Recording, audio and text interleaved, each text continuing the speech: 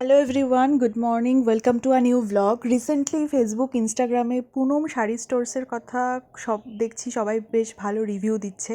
তো আমরাও ফাইনালি চলে গেলাম পুনম শাড়ি স্টোর্সে। ওদের দুটো দোকান আছে আর সত্যি ওদের কালেকশান খুবই ভালো আর সবই রিজনেবল প্রাইসের মধ্যে।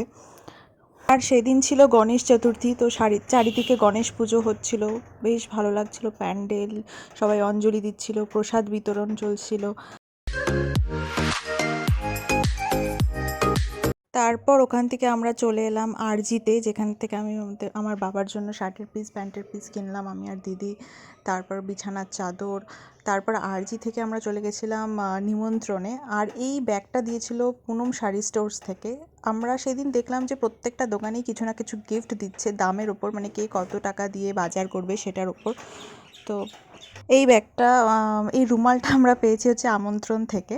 আর এই ব্যাগটা দিয়েছে আরজি থেকে।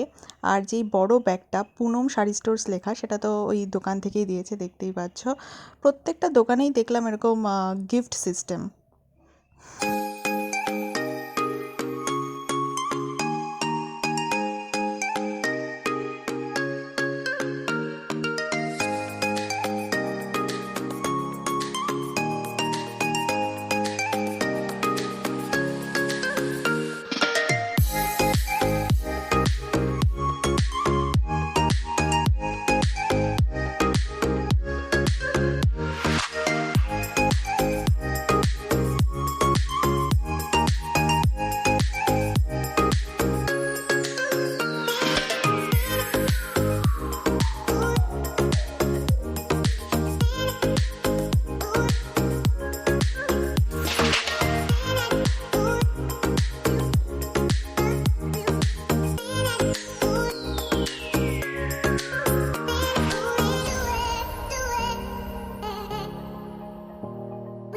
তারপর ওখান থেকে বেরিয়ে আমরা চলে গেলাম লাঞ্চ করতে। আমরা টেরাকোটাতে গেছিলাম, যেটা বার্সানাতে ছিল।